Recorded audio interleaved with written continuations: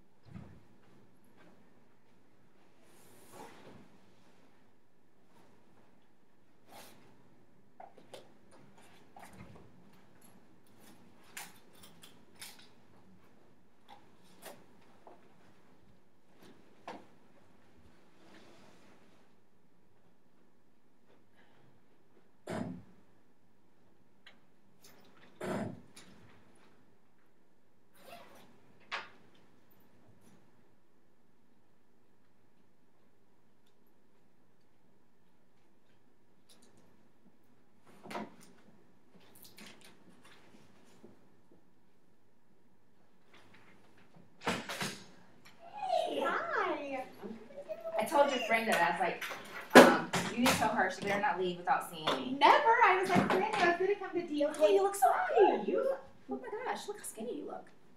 Listen, sister, I already heard about how beautiful you were looking yesterday by Kiona. Oh, I need to put some more lipstick on then. Because right now I'm sure I ate it off. Sure I ate it off already. Okay. Yeah, I was going to come to your session this morning. And then I was like, ooh, I'm going to go to this one. And I didn't know if you wanted me in every single one of your sessions. Oh, I'm fine. Fiona and Shannon had me put stuff up. Okay, so, April. Did Kiona show you her dancing video? No. Oh my gosh. Can you do me a favor? Yes, I love Can you make sure that each table has some index card? Most of them have some, just add some more. And then put this on each person's spot. Everyone needs one of those. Thank you.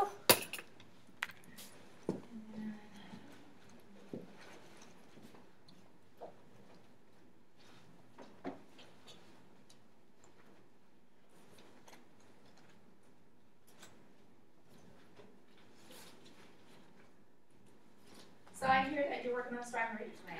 I am. I'm so excited. I started last Monday. I am excited for you. I'm glad. They need to you need to be using your experience. I'm so excited, and I started setting up my offices. Good. Okay, I'm gonna grab mine.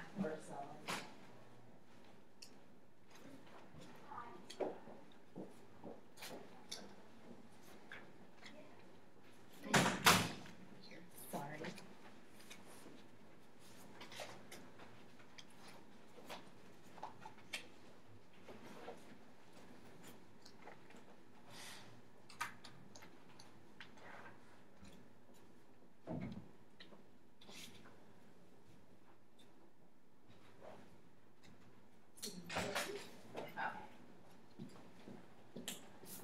How many purses do you have? Whose purses are those? Kiona. Do you have people coming? No. Okay, I'm excited. excited. I'm gonna make her show you the video.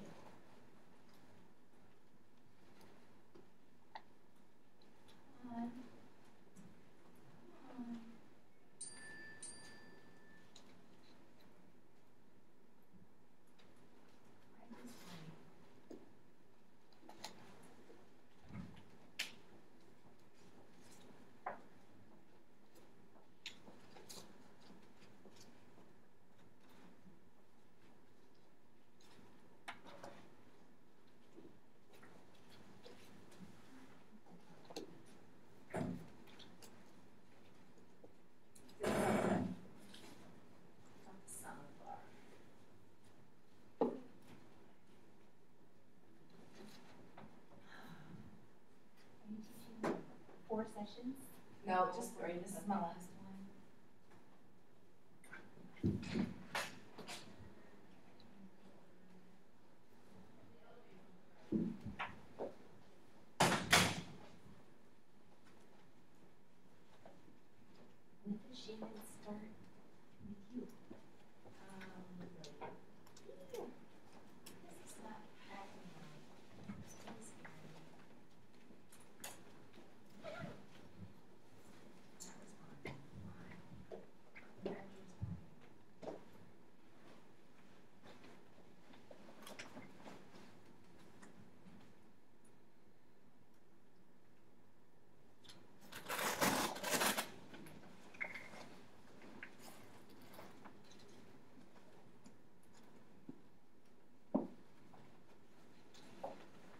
Thank you.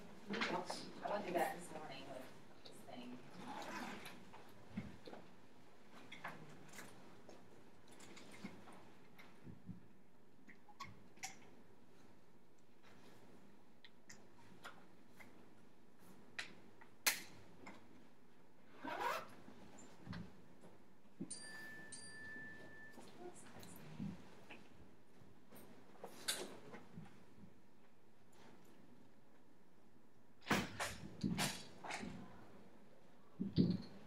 So is that like a fancy smartboard? I don't know what that is. I'm just calling my dog for somebody important. She just texts me like, can I call you? Hello?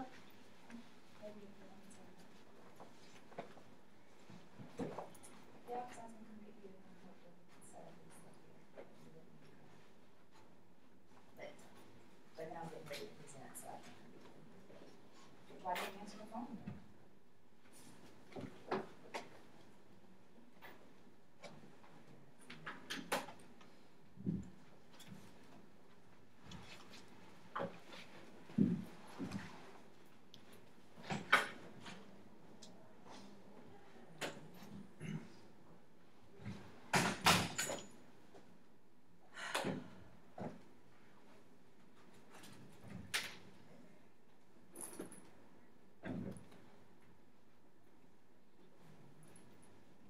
Okay, I gotta get ready to present.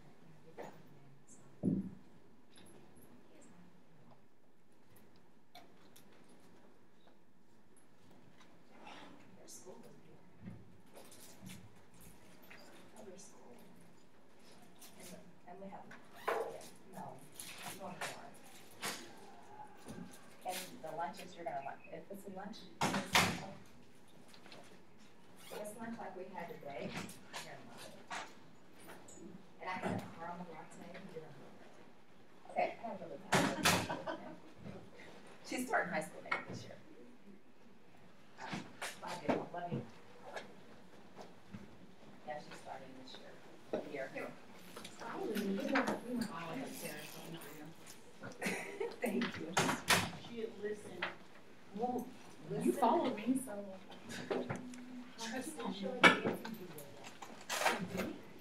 Oh, I forgot. This is not the time. Later, but I'll send it. Oh, hey, Sora. Hi. What's she called me? Sora. Aren't you Oh. AK? No, I'm sure not, but I have family who is. I thought you were. I'm so my bad. No, What are you? nothing. Okay. Yeah. I'm sorry. My bad. Making stuff up. That's what I said. Hi, my name is Chelsea. Are you going to the bathroom? I am. Well, you are wearing pearls. Sorry. So Well, I'm just saying. My daddy's an alpha, so I represent him well. Okay. Not like alpha male, y'all. Yeah. Black fraternity, that's alpha, so I'm just letting y'all know. Okay, I'm following you. Have you been here all day? No, I went to critical thinking, my first one, and then we did, show you the stuff, the second one, but it was, there really wasn't that serious, Are you going to want to do this driving for yourself? Really? Because you no, can. I am actually leaving after this session, I'm driving to Houston, so, yeah, but. You're driving straight through this hours? It's like 7 hours, but I'm not going just by myself. Okay. I'll Well, tell she you. like, Yeah. it's a second reading. Okay. She was in one of the girls that she mentors, to visit. Yeah. And so she was driving. She was like, yeah, come on, we're going around and we were in.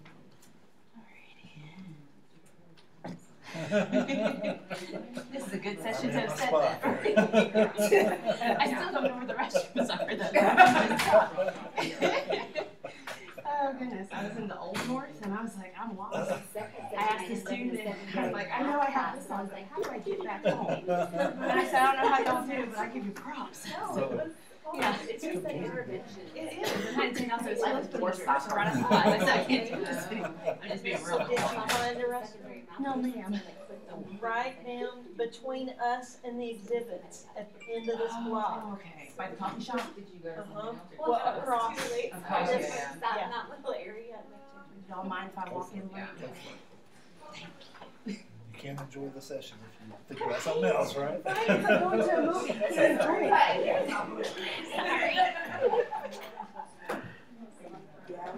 Go off.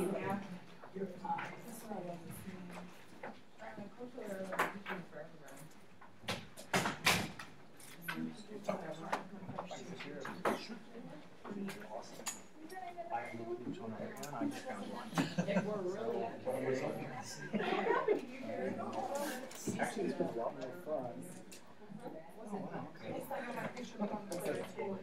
It's been a lot more fun just like Yeah, you were there with me when I got it.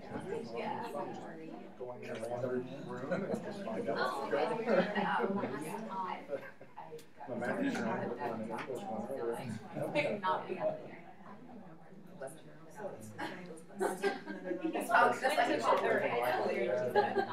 Okay, we're gonna get started. I wanna make sure I honor your time. So we'll go ahead and get started. I was trying to wait a few seconds to see if any other people would trickle in. I'm Danielle Calvin. I'm the Director of Elementary ELA at the State Department of Education. I've been there about 2 years. Actually 2 years, October 13th of 2018, I'll be 2 years. So not that I'm counting down or anything. I've been in education for about 15, 16 years. And education is important to me, but this right here is a passion that I have. Coming from an urban area and working with a lot of kids that are lower income, kids of color, and different cultures that I interact with, this is something that's very important to me because as we look at our statistics across the state, our achievement gaps is only getting wider and wider, and we need to do something to remedy that. And I think that this is not the only way. There's a lot of ways that we go, but this is a start. And I think as we go through it, the important thing to remember is that this is just a conversation starter. There's no way I can give this topic justice in 50 minutes. There's no way. And I have a lot of information, so at the end you'll notice I'll start talking faster and faster and faster because we have a lot of conversations that are very interactive. So if you're spread apart, just be ready to move because you're going to be doing a lot of talking and having the conversations, and that's what it is, just a conversation starter. Okay, so if you have gone through any of our other sessions, you've probably looked at the Learning Forward standards, so I'm just going to go through those quickly. In this session, we'll probably be hitting 5 of them, which is leadership, resources, learning design, implementation, and outcomes. But what are our objectives for this session? Why are we here? We're going to develop a working definition of culture because culture has so many different ideas and perspectives from different people. People have different definitions of what it is, and I'm hoping when you walk out of here, we'll have a common working definition. Not saying that this is the definition that we have to go forth with in Oklahoma, but this is my understanding of culture. We're also going to explore 4 common topics related to cultural responsive teaching. And we also will share practical instructional strategies that are embedded throughout the presentation. There's 3 teaching tips that I'm going to share. I said 4 and I had 3 up, so I'm glad I had 3 up. 3 teaching tips that I'm going to share on cultural responsive teaching as we go through the presentation. If you have the app, you have access to this PowerPoint, the links in it that are embedded in it, and then any of the other handouts that are referenced in here. So it's really good if you can download the app so that you can have access. I have paper, extra paper if anyone needs paper to take notes. To try to give people time to kind of write down. I saw people were writing, so I'm going to give you time. So before we get started, I want to kind of get a gauge of the room. I kind of gave you a little bit of background of me. I've been in education about 16, 17 years. I want to get a feel of my session. So how many of you are classroom teachers? Okay. And how many of you are district employees, like in administration? Okay. Anything else that I missed in here that? Librarian, okay. University. Woohoo! University, good. High school. Yeah. Okay. Anyone else that I missed? Okay, I just wanted to get a gauge because it's really important for us to think about the different audiences that are in here and what culturally responsive teaching means to us as individuals and as an organization. So I have 2 questions up here. You're going to turn and talk to the people around you. I want you to discuss what does culturally responsive teaching mean to you and why did you choose this session? Besides hearing that Danielle Calvin, who is a rock star in Oklahoma, is leading it, why did you choose this session? Okay, go ahead and have a conversation. You got all.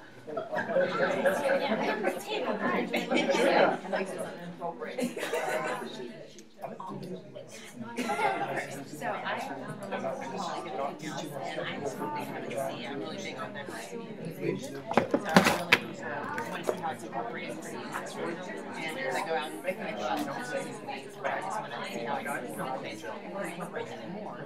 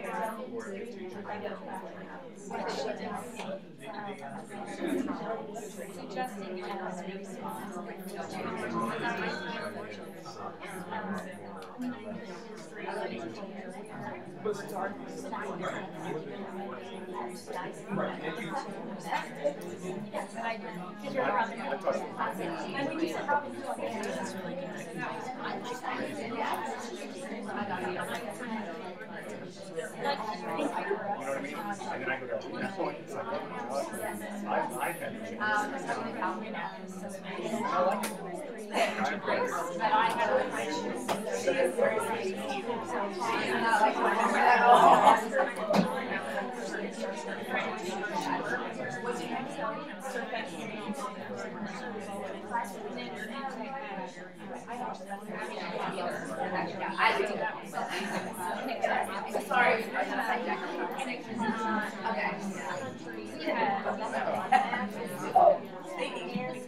Okay, let's come together in 5, 4, 3. Finish up your conversations. 2, 1. So let's take this first question. Who wants to just share out what does culture responsive teaching mean to you? What does that mean to you? So funny because some people are looking at me and some people are like, I'm not going to make eye contact. Those are the ones I call them, the ones that like look down. Those are like, okay, I see that you have something to share. What did you like to say? Okay, so who wants to share? What's culture responsive teaching to you mean to you? Okay, I'll be brave. Thank you. To me, it means being aware and responsible for the cultures represented in your classroom. Okay.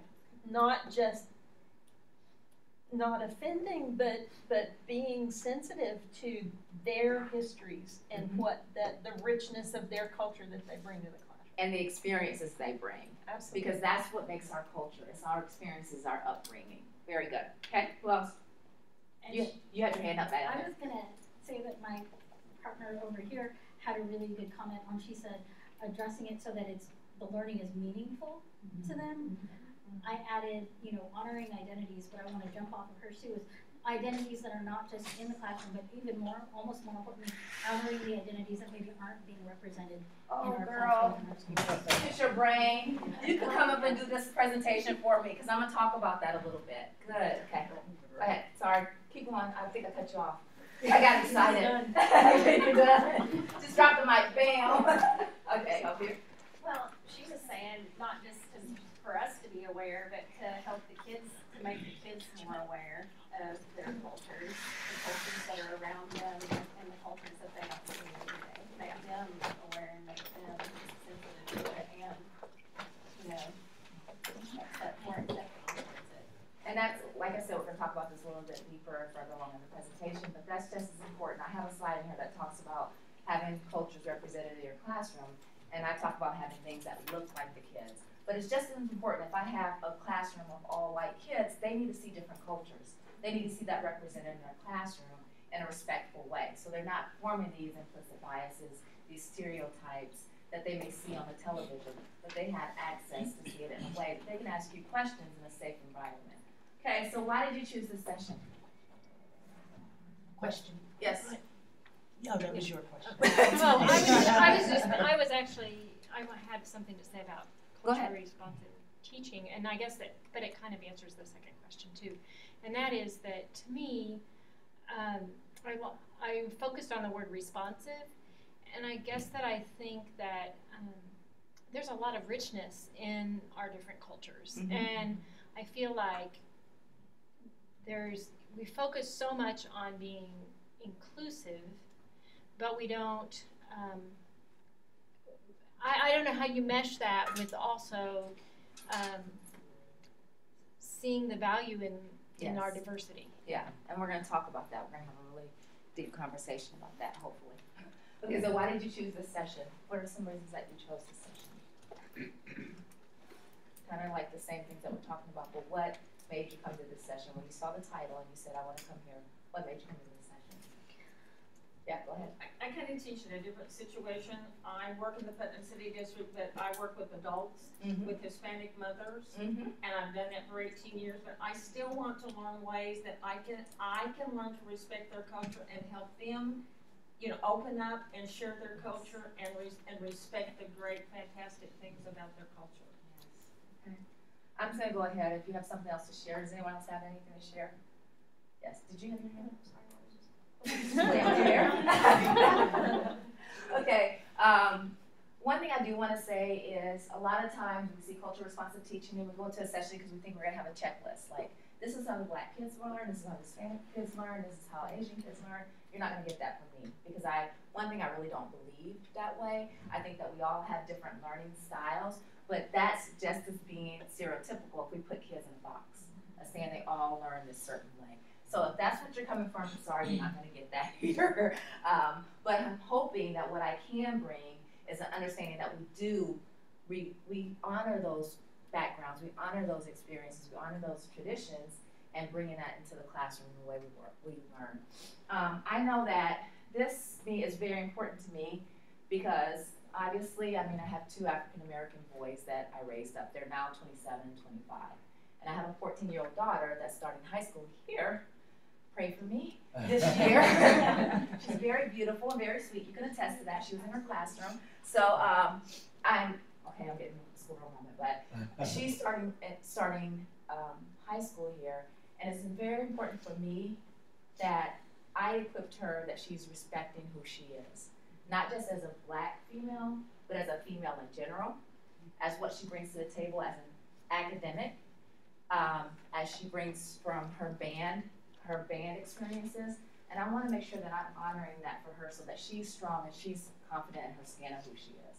So that's why I went on this journey. I am not an expert by any means. I'm on the same journey you guys are. I'm just not starting to research. I'm just starting to learn about this, and every day I learn something new. So we're learning this together. Okay. So in one word, this is okay. So gotta give you this. I am an ELA teacher, so I love words. And my counterpart put this up there. I did not, I swear to put this up there. But he put it up there before I started. I left it so that when I started feeling like, oh my gosh, I'm losing everybody, I can look back and say, oh yeah, that's right, I'm ELA. But the reason I say that is because we're going to do a poll every year. When I went to see the different types of poll every year that work, there's a Wordle. So as an ELA teacher, I'm like, we are doing a Wordle. We're not going to do this rank 1, 2, 3, 4, or open question. We're doing a Wordle. So what I need you to do is you're going to need your phones or electronic devices. And you're going to go here.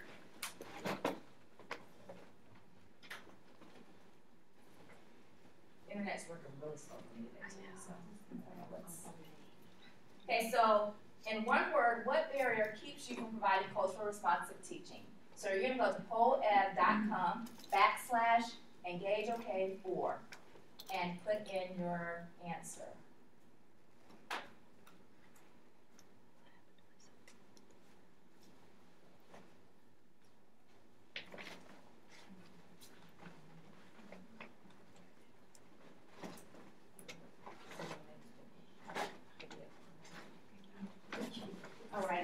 little bit of glare on that.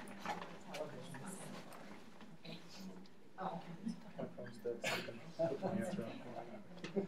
I don't know if this is case sensitive, so I'll put this capital here.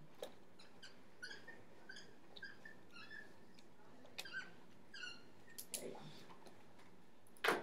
You can tell I don't have to practice of writing on a whiteboard anymore. It's like all over the place.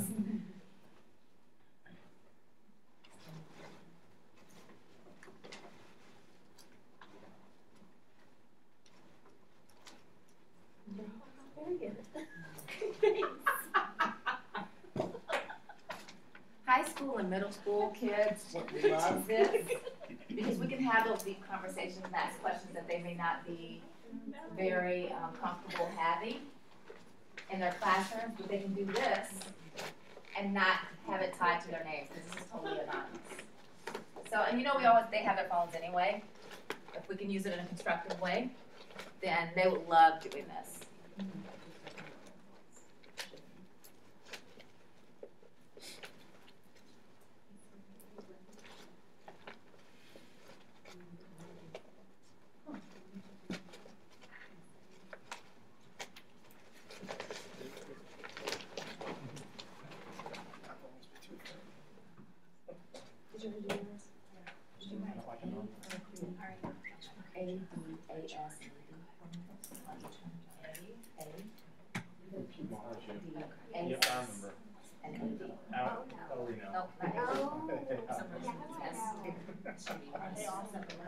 Yep, I remember. One could be agree, disagree, strongly agree, strongly. You've heard me mispronounce words that I shouldn't. On the Mac. How many do you need? Just one on each. I'm putting it 4 corners. I just forgot to do words for those numbers. Okay, as we can see, this coming up now, how many of you are familiar with Wordles? Have seen these before? So what this is that the more people put that word or that answer, it gets bigger. So what is the one word that we have in common that the majority of us struggle with culturally responsive teaching? What word is that? Ignorance. Ignorance. So that is a very bold statement. And I appreciate your honesty. And I appreciate that it's anonymous that you guys can be honest with that. Who wants to be bold enough to tell me what that means to them? The ignorance part. Just not aware. Just not aware. I kind of think ignorance and privilege kind of go together. Ooh, what do you mean by that? Well, because I feel like some people, so when you asked about ignorance and you said, what does it mean? And somebody said, not aware. I feel like some people are not aware of their privilege, which then makes them ignorant. Okay. Well, I saw it different. Go ahead. I saw it different. I saw ignorance and knowledge kind of go together because in some instances, you might not know the cultural background of that person. Like you don't know, like for instance, I don't know a lot about the Hispanic culture. So therefore I'm ignorant to it, but not because of privilege. It's just because you don't have that knowledge. Right. And that experience. Very good. So this, as I was going through, this is my 4th day doing this. The words that came out a lot was knowledge. And I put those together kind of like with ignorance. And I never thought of it what Kiana said with the ignorance and privilege. Because that does, yeah, I did call your name. Is that okay? She said Kiana. I'm sorry. Okay, let me focus back. Okay, so I love what Kiana said with ignorance and privilege because I never thought of it that way. But those are the words that have been big to me for the last 3 sessions. Another one is resources or time, of not having those resources. And I'm going to tell you, like, out there, you may not have it in your classroom, may not have it right there in your curriculum. There's lots of resources out there, but you need to be careful. We can find research on anything, and we can find resources on anything. So as I was going through this, I was really trying to be intentional on what I shared and what I feel is the truth about the way our students learn and what's out there. Because there's so many different continuums. There's one continuum that says that we should just have all rap in our classroom because we have all Black boys, that's the only way they learn, to this side where we have to learn them, teach them how to get along with everybody else, and they just have to adjust to the culture. We want to be somewhere in the middle. We want to make sure that our kids are embracing their culture, but we're also preparing them to be diverse and work with different ethnicities and different types of people. Okay. Thank you for playing along. Let's see if I can get my clicker. Oh. Fourth time I'm doing this session, and every time I sit there. Next week, hopefully I'll know what I'm doing. Okay. All right, so when you think of culture, what words do you initially think of? When you hear the word culture, what words do you initially think of? Okay, you guys just have a conversation with each other. What? Food? You said food. I say strength sometimes. It's a hard word to dissect. Yeah, and I was gonna say family, so I think that I didn't get a chance to share this. I actually understood what both of you were saying because I grew up in the reversal. I was the only African American female in my graduating class. So my graduating class was around 400 plus. And so I grew up with that whole how do you fit in. Some teachers had that unconscious bias and didn't know it. And just the things. And so I respect that you're in this room trying to learn this. So. Well, and I like Okay, so what are some words that you guys discussed for culture? When you think of culture, what are some of the words that you discussed in here? Tradition. What else are some words that came up to you in mind when you talked about culture? Food, traditions. What else? I had to laugh because I thought of for the culture, and for the culture, and not following on the 20 traditions and countries. Primarily, family to me is such a huge, the way they view the family, and almost so many things are built and structured around the family in the Hispanic culture. Family is a real important word for me when I think about culture with my students. The reason I have this up here, you guys are intelligent and smart and masters and doctorates and all that, you can read, so I'm not going to sit and read all this, but the reason I wanted to have that conversation is because when I go and talk to people about culture, the first thing they come up with race, religion, dress, music, food, holidays. There's so much more to culture and what our culture brings. It's our experiences, it's the way that we interact, and culture is just not about a set of people, it's also about the way we live. So for example, there is the single mom culture. There's the stay-at-home homeschooling culture. We have a culture of military families. That's a whole different culture. And guys, as teachers, we have our own culture. We have our own language. We can sit in the classroom or sit at a lunch table in the break room and spit out so many acronyms, and somebody on the outside will walk in and be like, I have no idea what you just said. So culture is so much more than just the color of our skin or where we go to church or the clothes that we wear or the music we wear, the music we listen to. It's just so much more, and that's one thing I want you to walk away with out of here today is that when we look at kids, they bring so much more to the classroom because of their experiences and their backgrounds. So just don't look at a group of kids and say, well, these kids all come from the mansions on the hill, and they all need to learn the exact same way. And these kids come from this side of the track, and they all need to learn the same kind of way. We all have these stereotypes in our minds, and we need to look at kids individually, and we need to make sure we're gearing our instruction to that. Not saying that we are not having that balancing act of respecting and noticing their culture and bringing that in the classroom. Okay, so as I was doing research, this is one of the books that I used. If you're an administrator or if you are a teacher and you would like your school to do this, this is How to Teach Students Who Don't Look Like You. It's cultural relevant teaching strategies, but what I like about it is really a professional development series that you go through with the staff. So it's not just a book of different strategies, it's having you look at and talk about and think about your teaching practices as a staff and as a school.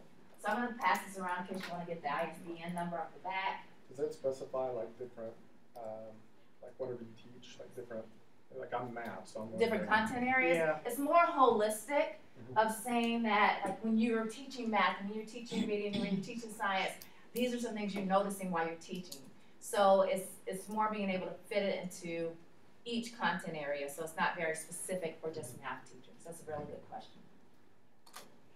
So this is what we talked about, a culture. This came out of that book. That's why I wanted to pass it around. Culture is total of everything individual learns by growing up. I added end experiences. That's my addition in there because I think that's just as important to remember. It's the experiences that kids have. The experiences of a child that has a dad that's in prison is different. Although they may be a white child, their culture is not going to be the same because they have a whole different culture. The experiences they have for living, you know, maybe they're a homeless kid. So experiences are just as important than the way that they're just growing up. Okay. So we talked about a lot about having kids have voice. Well, we didn't talk a lot about it, but that's where I was trying to go with it. With the Wordle and having kids be able to share their thoughts and thinking. This is called a 2-word poem. And what it is you take a content and you have kids just have 2 words to explain what they think about it. And so this is another way where kids can bring their background knowledge to a content area. And even you can do this as a formative assessment and say, okay, here's our content. This is our word, water cycle. In 2 words, how would you describe it? And then you put it together. So we're going to play with this a little bit. I want you to do this for culture. So work in your groups, and each group only needs to come up with 2 words that explains culture. So like for you 2 words. We talked a lot about culture, so hopefully this will be pretty easy for you.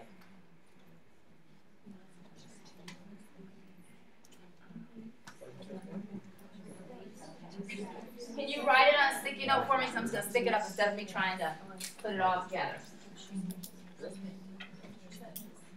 Well, the first thing that came. Oh, go ahead. Go. No, session is not for me. Does it have to have a noun and a verb? We want a really complete thought. Okay, don't just say that. I really do. I'm trying to. So yes, it has to have a noun and a verb. That's my easy question. That's my noun answer. and a verb. I'm going to Take me back to my old. That wasn't my forte. Yeah. That's good. There we go. That Just actually, hold up your that goes much sticky better. notes if you're done, and I'll come up here. I think that's a good one. Like that? If you're done, hold it up in the air and I'll come grab it. Yeah. And I'm stuck to that. That's why we on the team together. Thank you. We're not making it. We go.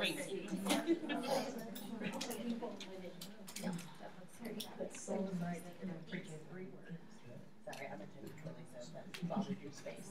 I apologize.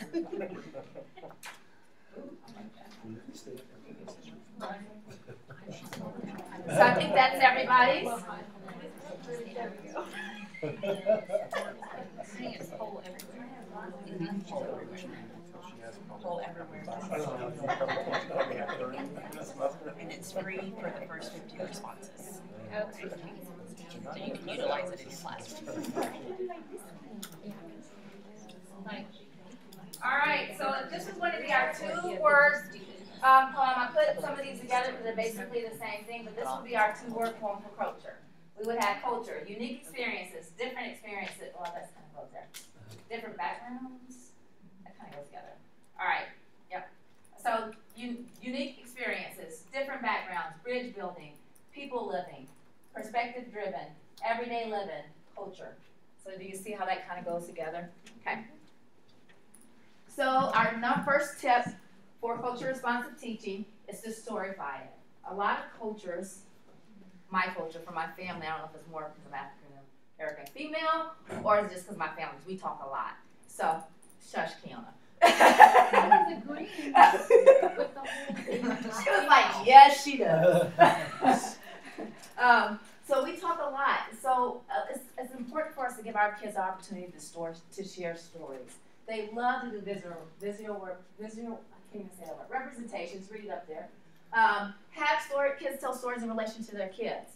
So think about when you're doing math. A lot of kids don't think that their parents and their family do math. And you go and just say, when was your last time your family did math? Oh, my family don't do math.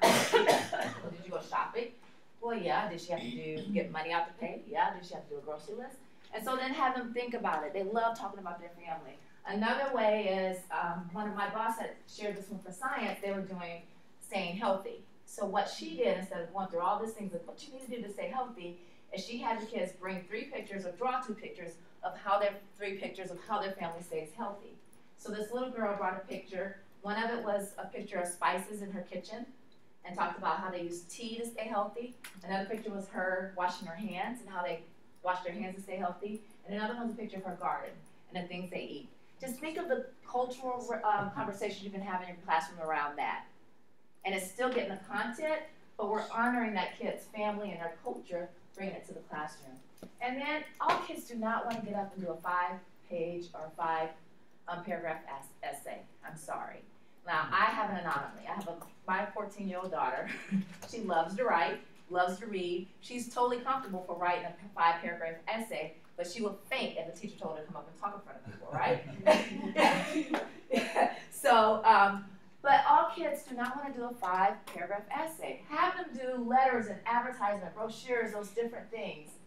Does this look anything different than you already do in your classroom?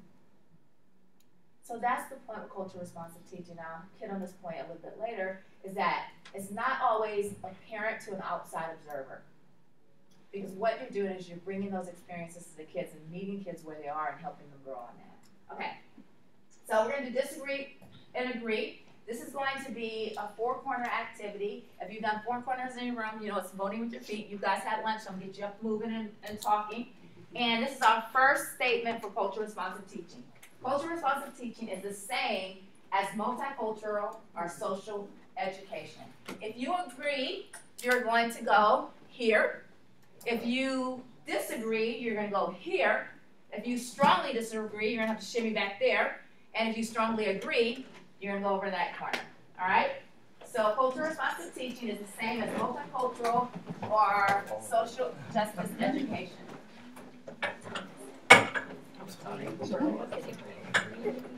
If it's agreed, I believe you go. Okay, so disagree, strongly disagree, agree, and strongly agree. Yeah, that's strong. Disagree, strongly agree, disagree, and strongly disagree.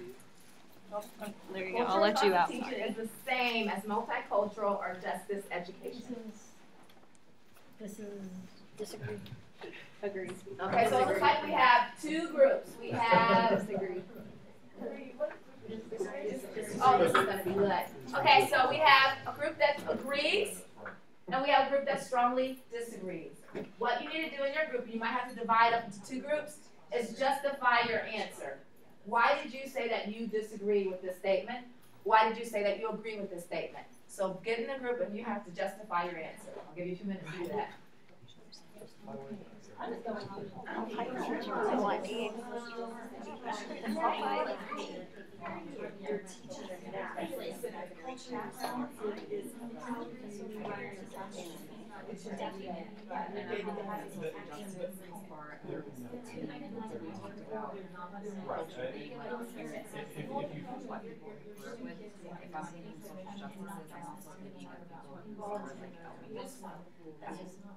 Yes, them and how and bring them into what we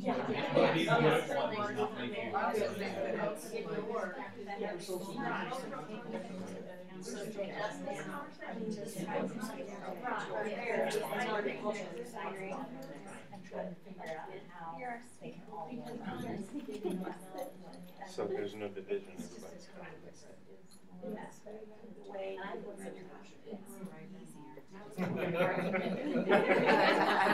We just followed you guys. You're the one answering. That's outside. We have passions. Where do you guys teach at? I like all works. That's a social justice secondary compared to cultural responsive. How do you bring them to teach you? Okay, sounds like we're kind of quieting down, so I'm assuming that you're ready to defend your stance. Okay. The strongly disagree people are, of course, they're like, bring it. All right, we're gonna start with our green people. You guys have, hopefully you identify someone to speak for on your behalf. I know I didn't tell you to, just identify somebody. Kiana. So, actually, you guys might help me. When I was looking at it, I looked at it, looking at the social justice part of it, because we have different groups within our classrooms, and that could be racial groups, that could be ethnicity groups, that could also be our lesbian, bi, trans, all of that, and all of those groups have different social justice needs. Mm-hmm. So in order to be responsive to those needs, you include those people as well. So that's how that goes together. And then I can't remember what you said, but we agreed. It was good, I just can't remember what you said. I just said you have to be aware of the different cultures and the different experiences your students bring in your class when you're planning your lessons and how you're going to be teaching your students. Those all tie together. And then her comment. And then based off of that, you can't teach social justice or multicultural education without having that first culturally responsive teaching as well. You have to have those kids that can bring that knowledge to you. You don't speak for everyone. Oh, but I can remember back in the 70s when they were starting multicultural in the classrooms, and a lot where I taught was all white middle class, and they wanted us to teach multicultural activities in there. We had no, basically, very few cultures to pull them. So from my mind, multicultural is more of just like a fact. You're going to teach them a fact. Okay, they eat this kind of food. They live in this place. They do those basic kind of things. That's for me. But then the culturally responsive classroom is where the teacher themselves are going to make sure that things are being done in that classroom for the students to interact and do the kind of things to make all those kids comfortable and share their experiences. Anything else?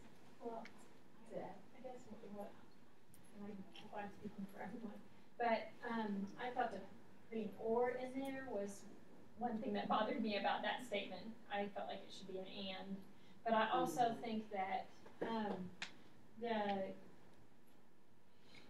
the bigger problem for me was that that's knowledge and something that information that you.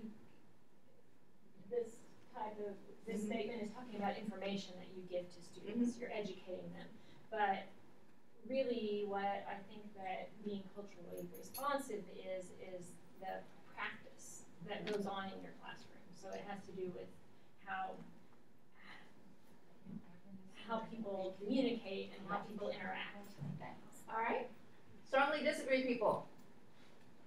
I'm trying not to speak for the group, but I will say my comment and I'll let them share their lovely comments. Well, that's how we be a team. We do this as a powerhouse. So how I feel is sometimes we can just lump things together instead of deal with the real issues. And I really feel like cultural responsive teaching, that incorporates a lot, but I think it's different from social justice education. If I think about Black Lives Matter, that's social justice education, and I can bring it into my teaching of cultural responsive teaching, but it's not the same thing. They're different entities, and I feel like sometimes we're easier to lump it all together so that we won't have to address the realness behind it. That's just me. I really liked how the lady over there said you can't do the social justice education without first having the cultural responsive teaching, because I feel social justice education has an action component to it. Like, you have some definite goals for social justice, not just you, but as like something your students have in them as well. And multicultural, I'm gonna be really honest here, like I feel like that's watered down crap, and it sounded like other. Dang. It's like, let's teach all those kids, all those kids. Yeah. Like, I thought it was othering. All right, so you type A people are gonna hate this. You all are correct. I told you. You all are correct. Because no, that ain't right. So cultural responsive teaching, multicultural multicultural education and social justice education is a piece of that. The cultural responsive teaching is the way that we respond to our kids, the way we teach in our classroom. Now, as we're doing multicultural education, as we're doing social justice education, that's a piece of that and it supports it. But we don't want to say that that's just exactly the same as cultural responsive teaching. It's all a piece of that. And actually what all of you said, and each time I do this, you're all saying the same thing, you're just saying it in a different way. So you all actually agree, you just don't know you did. Right. All right. Thank you.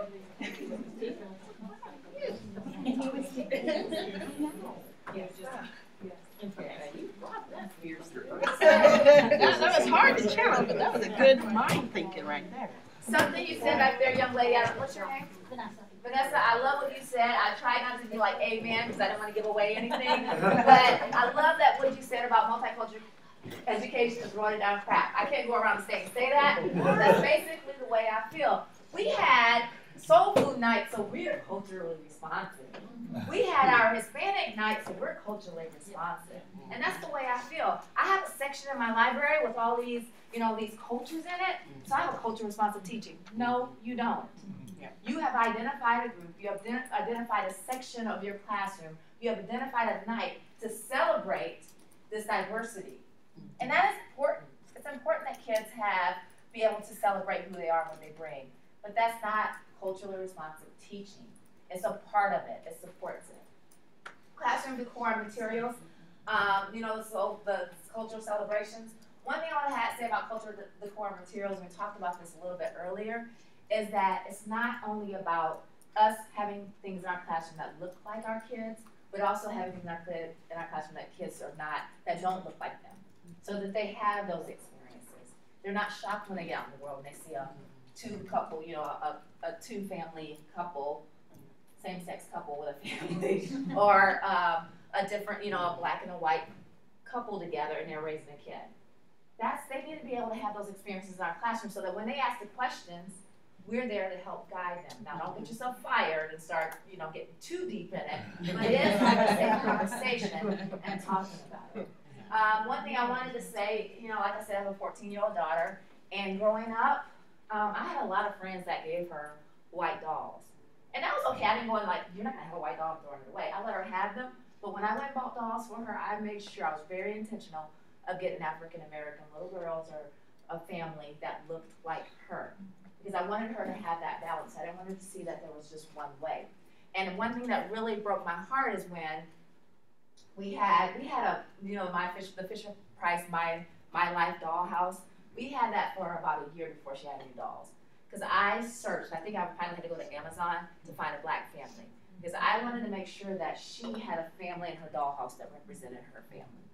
And it's really funny because my husband is a cook in my house. I don't cook except on Saturdays. They make me breakfast. So, and I was in her room one day and she was playing and she had the dad at the stove, the mom at the sink because I clean up after her, and then the baby somewhere else. And I was like, yeah, that's our family right there. So, but that's it. It's just like I wanted to make sure that she knew that who she is okay. It's not one way to be. So that's with multicultural education. Social justice education is the action. Someone said that, I think it was Vanessa said that too, but that's the action of it. It's having kids know that there's injustice and unfairness, and that's necessary and important, and that they can make a change. There's a needed change, and they have a personal impact. So a 5-year-old, we can talk about kids that don't have shoes in another country, and we can kind of, collect shoes and send it over. A 4-year-old or a 5-year-old in a pre-K classroom can bring in a tube of toothpaste so that we are putting together bags for the homeless. They're having a voice. They're saying that I can do something.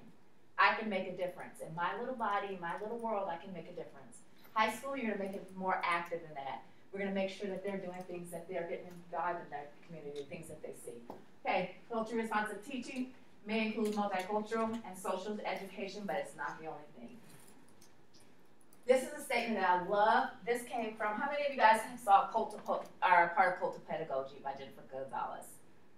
Okay. She is an educational expert.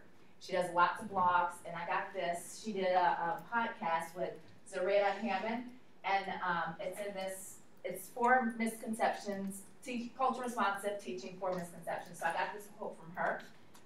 Cult of Pedagogy, Jennifer Gonzalez, I recommend everyone looks that up. Okay, so all instruction is culturally responsive, but whose culture are we responding to? That's what we need to really think about. Whose culture are we responding to? Every time we have an interaction with a kid, every time we're reading a book to a kid, every time we're doing our instruction, we need to be totally aware and intentional of that we're talking to different cultures in that classroom. It's a learning style. It's adjusting, we are adjusting our teaching instead of the kids adjusting their learning to meet our teaching. So we're adjusting our teaching into their learning. It's focusing on building learning capacity at the individual level. We're looking at each kid. All right, so another tip is making it social. Those 4 corners is very appropriate for the upper grades, high school, even college kids. Younger kids, you're gonna have to scaffold that down and think about other ways. Sticky note discussion starters. You know, we have bell ringers in the beginning of the day. You might have things on the board they copy down or either worksheets. Do discussion starters. Have one sticky note in the middle of the table. It can be a lot of concepts that you already talked about. Something different, something to talk about. These 4 kids come in the morning. They talk about it and then they journal about it. So much better than just filling out some problems on the board. Okay. And then think pair, share, and elbow partners. We're doing that a lot in here. Okay, so another statement is cultural responsive teaching should start with addressing our implicit biases. How many of you agree with this? Okay. A lot of you didn't. Implicit biases are a stereotype or unconscious attribution that we have. So it's a thought that we have. It may be intentional, it may not be intentional, it may be verbal, it may not be. But it's the stereotype, putting those kids or putting a group of people in one box. So do we need to start with that when we're teaching? A lot of you say yes, some of you say no. I'm going to challenge you. When we think about cultural responsive teaching, we often take the teaching out of it. But that's where we really need to start. We need to start to look at our instruction, and we need to look at our inequities of instructional design first, how I'm teaching, who I'm calling on, and then saying, if I'm only calling on this side of the room and only calling on you 2 gentlemen, why am I always doing that? Then you're looking at that implicit bias. So let's look at our instruction first, look at what we're doing in our instructional design and how we can fight that and how we can attack that. Because when we have those implicit biases, it often leads to microaggressions. And that's when you're acting on those. So we have those implicit biases, we have those stereotypes, and then that's when you're acting on that. Those are those nonverbal slights. And the quote that she's holding, it's like an Asian girl. See, now I hate seeing that because I don't really know if she's Asian, but she looks kind of Asian. And it says, no, where are you really from? That's one of the things that people, like, where's you really from? Where's your background? I'm going to share this quickly, but we live in Norman, and this is a pretty diverse town. I mean, it's not like Oklahoma City or Tulsa, but we're pretty diverse here in Norman.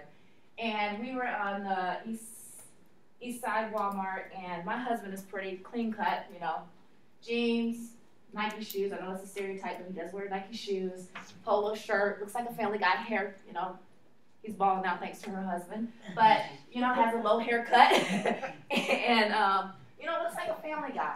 And so he's walking in front of us at Walmart, and my daughter and I are behind him, because we're fiddling around or whatever. And so this lady comes, driving, and we're in the parking lot, so she drives up beside him. It's an older white lady. She looks at him, and she goes, click. It was like, how you have the movies and everything, and I know it wasn't, but it was so definitely loud to me. It was, it was like in the movies and everything was just quiet, and all you hear is click, and I know it wasn't that loud, but to me, in my mind, it was. So we get in the Walmart, and I'm going off, I'm like, did you see that? I didn't believe that. My husband is such a person that looks at experience. He's like, Danielle, you just don't know what that experience is. You don't know if she had a bad experience with, something, or if that's just the way she was raised. And he's so kind that way, but to me, all I could see was, that's my husband. I know him, he would not hurt anyone. He would be the one helping you if someone did something, or helping you carry your groceries, but you just made a judgment just because of the color of her skin. Now, he, of course, is like, well, maybe she just forgot to lock her door. And I'm like, well, maybe she did. She did. I think so, but maybe she did. But then the other thing that I noticed at that time was a younger white guy walking towards him. And he looked at Kevin, and he just shook his head like, man, I'm sorry. Like, he took it all on his shoulders. Like, I'm sorry, man.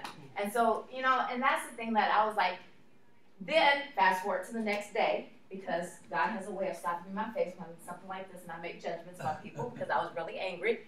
So the next day I go to Walmart. I think it was a different Walmart. And there's this group of teenagers, and I know I don't like teenagers. I just don't. So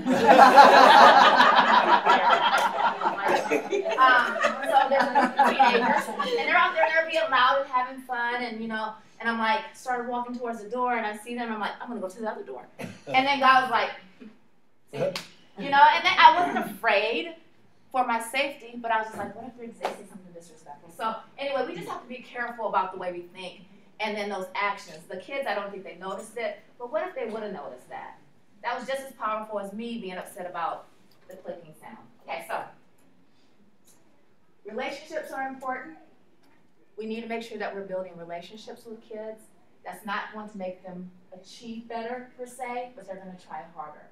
So what I mean by that is that trust and relationships are important because they empower students and they encourage students to take risks. But that doesn't mean because I love this baby that I made this connection with him and his mama that I can give him a 6th grade book and then he's reading at 2nd grade level, he's going to read it. We still have to be intentional in our instructions. Okay. I'm going to skip that. Culturally responsive teaching is less about using racial pride and more about mimicking the students' culture and learning styles. That came from that book that's going around. So it's more about looking at our kids' different learning styles, okay? Games are another good way. That's our 3rd tip okay, thank you. Our 3rd tip to make sure that we're having games so kids can play them because a lot of cultures bring in games, riddles, and things like that. All right? There are several factors that influence culture, including race, family, religion, and age, gender. There's just so many different things. It's the blueprint of hidden rules for a group. Culture responsive teaching is holistic. It's not saying I'm doing my culture responsive teaching time, then I'm doing math. You're doing it all the time. It's not always apparent to the outside observer. And this statement, I want you to walk away from all teaching is culture responsive, which culture is responding to. I told you I'm going to start talking fast at the end because I'm out of time and I need to spit because I'm talking so fast.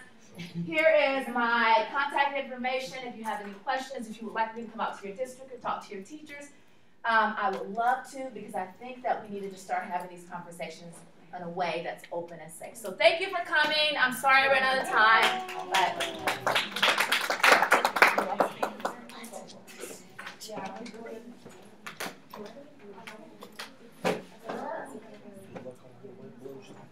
Yeah, I'll find out. Try it. Good luck on that.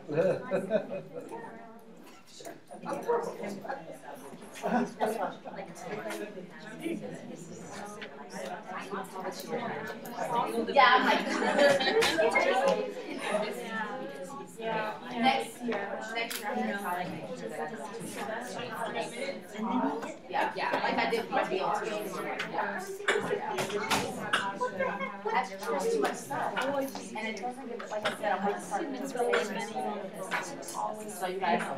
I just want to So I have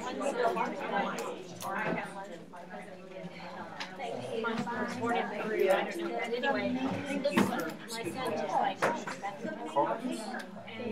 people think You too. Oh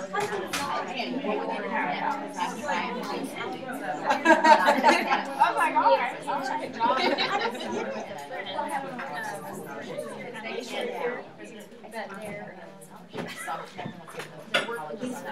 So take my card up there. Okay.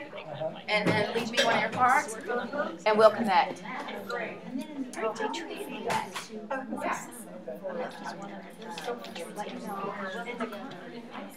Thank you. I don't know. So it's just like The camera, it's the light.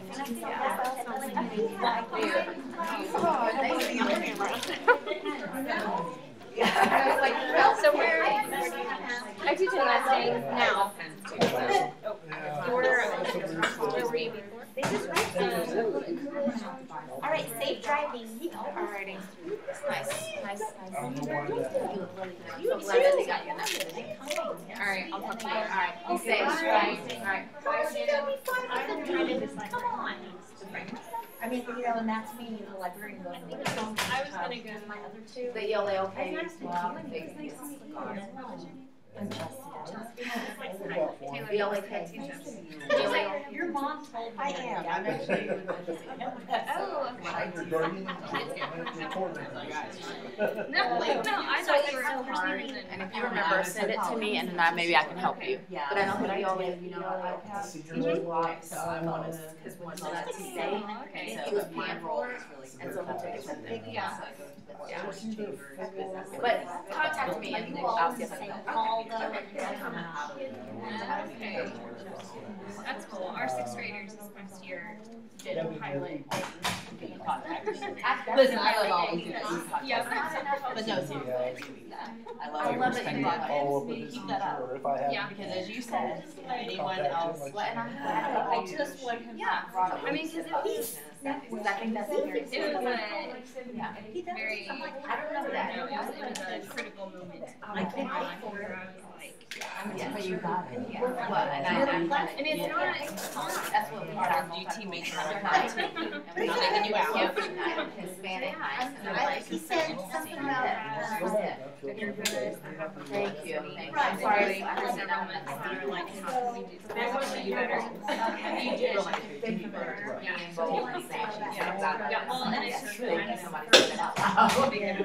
So he's like, I'm thinking about Love you. like, and then I'll go to college. I appreciate you. Okay, that's fine.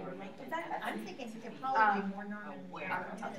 Yeah. Rose State or. And like defensive, but that's how I used to. That's okay. I'll figure it out, like, you just. You can do that. I'm not. Do they do that? Like let's see. Well, Carl did. He did O triple C, and then finally I was like, Yeah, but he'll be like, That's the way, like the people, graduated the people and that still come to my sessions are not the ones that really need it. I hate to say it, Yeah, you but reach out to me. I'm glad I'm talking to you and guys, it but should be if he's. I need other people in the session. That's great. Girl, that's a hard age. Well, I'm fifth grade. You're fifth grade now? Yeah, it's just sixth grade. Well, sixth grade in our building. Yeah, okay, that's all right. Okay. All right, thank you, thanks for coming, I really appreciate it. cause that's the one thing he got. And That's the one thing he got, I'm like, really? Yeah. Well, and a lot of times that just has to We do have this rival. I know. You're like, I know, trust me. Getting them both right their words. Just Yeah. But it was the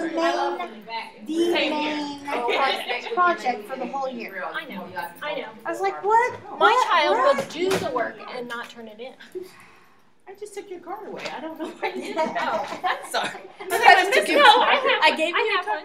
Okay. Yeah, I have one. Is that yours? Okay. I'm making connections. That's what I'm doing too. So can I Gotta tell you network. something that has occurred to me all my life? If you don't mind, because I'm not. No, go ahead. I went to Star Spencer High School. I lived in Spencer.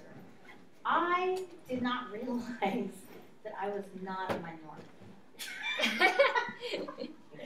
Is that weird? No, it's not. Actually, I love that. 25%. Yes, because Star White. Spencer is, Everybody else was, and Yeah. those were my people. They were my friends. I loved everybody. I was like, oh yeah. So then I go to college. I'm like, where the heck are my people? I did not understand this. And then I realized that even Oklahoma City has a lot more black people than a lot of other towns. Yes. A lot of other states. And I'm like, oh, wow, this is really weird. So then I tried to teach. Yes. So then I tried to teach at. Are you done? Yes. I tried to teach at Mill High, thinking these are my people. No, they saw was fun in here. They didn't know that I was. But what? So it's been really hard to I'm like, Are you still at home? Okay. Yeah. Are you still at home? Looks like some kind of I didn't even last a year. Thank you. So nice to meet you. I'm sorry, we didn't exchange names. Oh, nice to meet you. So for me, Very nice. like we have a few Native Americans. We're getting out of But your way. I'm actually hoping nobody even shows because I'm interested in the pay Q&A. Okay. Questions. Okay. That's in about a minute. Okay, so you're just hanging out for a little. So Take some don't pressure. rush. You know, 'cause if I have my heels on still, I would take them off real fast. Let's No. get this done. Like I never even thought of that. the sad part is I know which book he's talking about because his lips are exaggerated enough. And They were doing a live stream so that people outside of this room could see it. So that's why I can see that because I've always noticed that too, that his lips are so many exaggerated. people wanted to see this illustration, and I don't like it.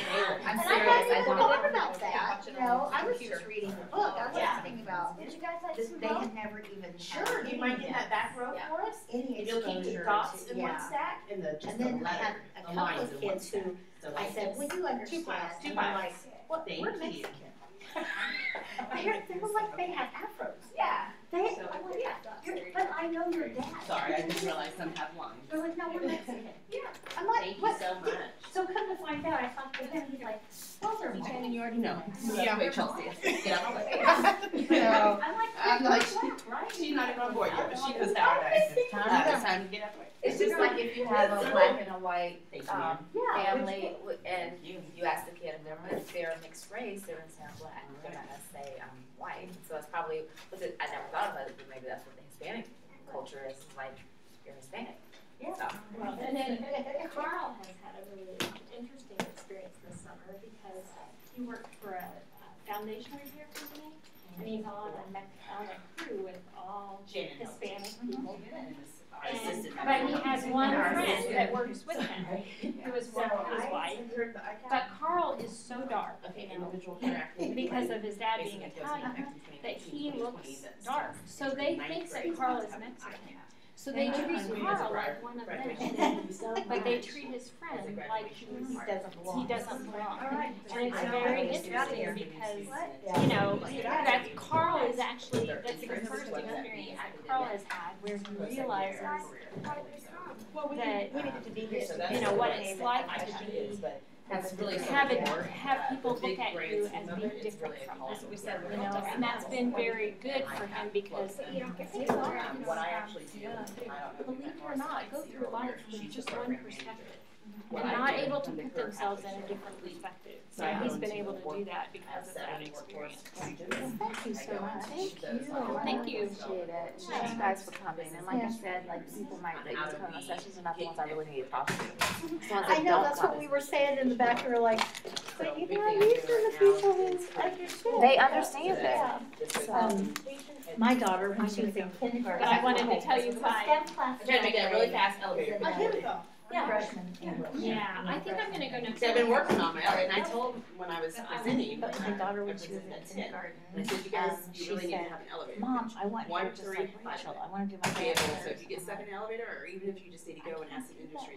She barely had any hair and was very white.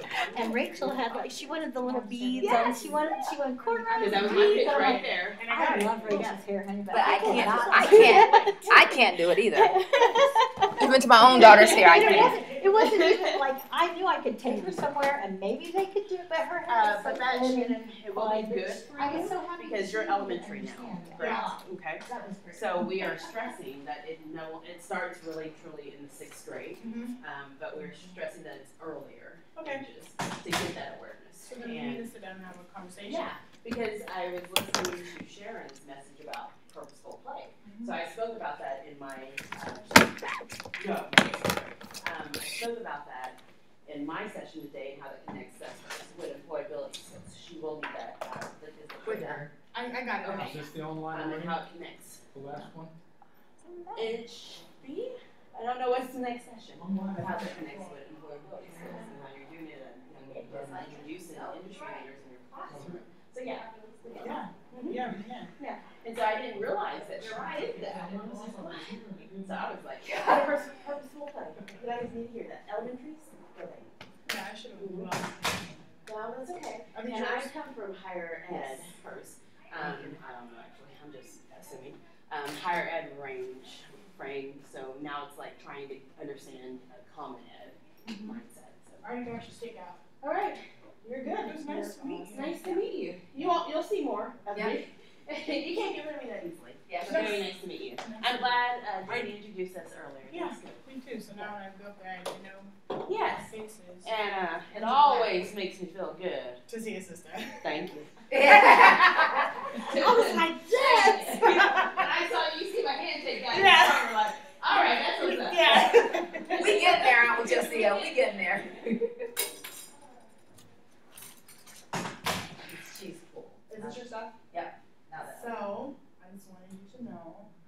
10 days, I find out if We're praying. We're gonna pray. I didn't want everybody to know but you, but everybody was any ends. I was like, but we went and got it in 7 days. From right? Yeah. Oh, I'll be You want to see praying. the video? Yes. What kind of video am I looking at? Okay. No, we had us. Wait a minute. I know you freaky, so. Oh, that's right. I am too, so that's why we It get is along. what it is. It is what it You gotta keep it. I was just gonna say, gotta keep our man. Gotta keep him. He is so sweet. I like Ray.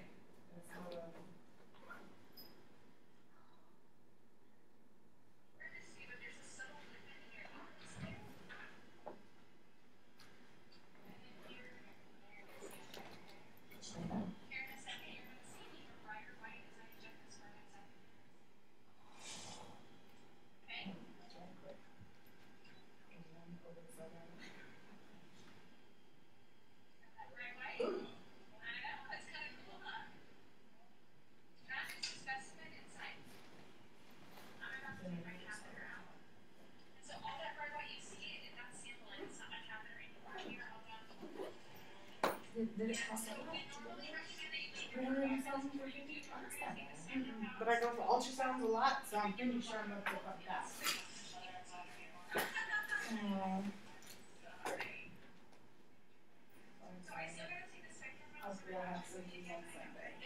Lord, you're gonna please have symptoms on Sunday. So you going Sunday to find out? No, I'll do it till the 25th, but That's what I thought you said. Spark only lives for 7 days. So.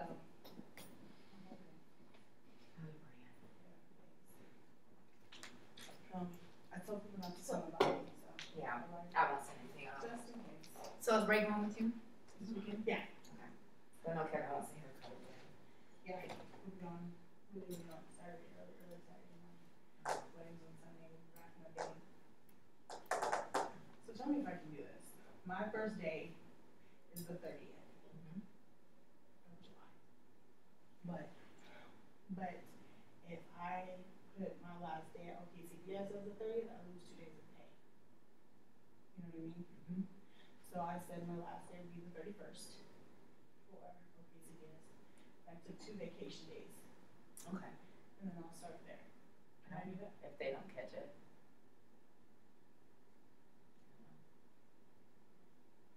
If Lynn catches it, she might say something. That's the only thing I'm afraid of. I think you can do it as long as they don't say anything. You think they'll say something? Or maybe I just don't go to work the last 2 days and they can figure it out on their own. But I can tell everybody and my last day was the 30th. Being selfish, I know. Was the 20th? Yeah, I'm so happy. Like, that's just like the best. So how can I put in my, can I do that? Because it's just onboarding the first 2 days anyway. Yeah, But you kind of have to go through onboarding anyway. right. So, And it's not like I don't get paid until the end of August. You know what I'm saying? yeah. So to me, I'm not getting paid to go to work. Not me. Yeah, that's yeah. I started on 13th, so I got paid like that first month. Like, I started on 13th, I got a check the 30th. There's no way I can start on the 30th and get a check on the 31st. There's no way, yeah, you're right. You have to wait. Yeah. I think because I started so early. Yeah, like It was like a half or something. have a check. Yeah. Yeah, see, but I'm gonna miss a whole check Yeah. August 15th. Because I'm not getting paid. So, do you know how much our vacation leave is worth? How much we get paid hourly? Where? At OKCPS. Is it $28.50? I don't know. I thought it was more than that. An hour? Yeah. Because I know it was like 100 and something a day or something. It was like some astronomical number and I can't remember. Was it a nice check that you got? Yes. Yeah. It was more than my regular check. But how many hours did you have though? You probably had a lot. I can't remember. And I had sick time too. Because I didn't transfer my sick time over. I should have, but I didn't. I have to. Why? Oh, Because I won't have FMLA. sucks. Yeah. Oh, that reminds me to call my insurance.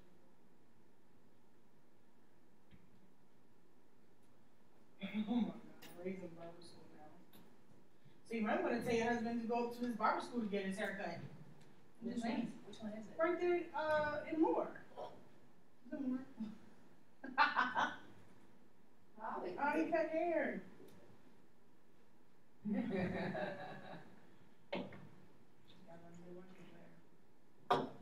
Like it. Can I say it? He called me in the kitchen. He's like, "So you like it?" You bald. He's like, "You would tell me to go bald for 2 because he's thinning really bad. He just cuts it really low." So he's been thinning for the longest. He's like, "You been calling me to go bald for 2 years?" It's like, "I know, but you're bald." It does look good on him. So I kept saying, "No, I look fine." He didn't think he would look good with bald yet. Does he like it? What did Ray say about him? Do you think he feels okay? That's all I was good. Yeah, he said it. He wasn't expected to do the face, but other than that, it's fine. You should have told him to give more. Yeah, that's what I told myself. Why didn't you just say something? Oh, because you had already said. I'm like, Ray, open your mouth. Yeah, we would have gave it. Just open. I didn't know what to say. It was your friend, and I get all. He gets all nervous and stuff. I'm like, ask for your friend. Yeah. She got $10. I mean, come on. Yeah. No, he's fine. He can somehow. What did your husband think of Ray? He liked him. He's like, he's cool. He did really like. I'm glad that he did too. Because Kevin's really funny. He said he seemed a little nervous. He cutting his hair. Little Kevin? Yeah. I was surprised Kevin talked as much as he did because he's very, you don't like people. It's like Chrissy. They just don't like people. And they don't click with people. Are you leaving now? Not leaving. I'm going to go on. Oh, you can't go home. I could have sneak out.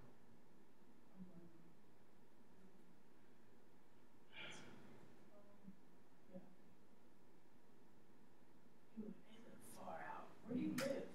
We live right over here. Like we live. Like you know where the church is? Remember when you went to church with me? Oh yeah. Yeah, we live right down the street from there. That's nice. No, it's not. I would walk to church. Oh. Do you still go to church there? Yes.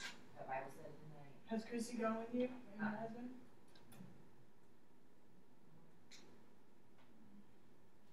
They went to. I thought we had a 2 o'clock session in here. Yeah. We'll try to maybe next weekend. Tell Ray as far as making up for him doing the hair and we didn't. Okay. I mean, it's facing not me. No worries. All done. All done. That's one of my flats. Gary, this is Shannon. She's gonna be our math elementary. She's gonna be Ron. Really? Yeah, I'm gonna Excellent. Good. It's good to meet you. Yeah, so this is Gary. He's I awesome. take care of. They keep me in the basement. So They do. I don't like that. They won't. Why? It's safer now. But you'll love it. Don't worry. Everything's good upstairs too. Well, it's nice to meet you. It's good to meet you, He's and you'll awesome. do some WebExing maybe with me. Yeah. Streaming. We don't really do streaming except for Yeah. this event. But we do some WebExing, which is, I think, the Zooming. teachers need. So you've already started? 2 weeks. 2 weeks. The 30th. She's at Oklahoma City right now as their math coordinator. Good. That'll be fun. I'm looking forward to it. Good. Of course, you may get to go on this next year. She will. Right. She's gonna be going. Taking a lot of notes. Good. You call me. You don't know where your phone is? I don't know my phone is. I lost it like in the middle. Uh-oh. Now there's several bags over here. Yeah, I just thought it was. It's in here. So I talked to Chrissy before I started. Is it in your bag? Why is this in my purse? We've got several.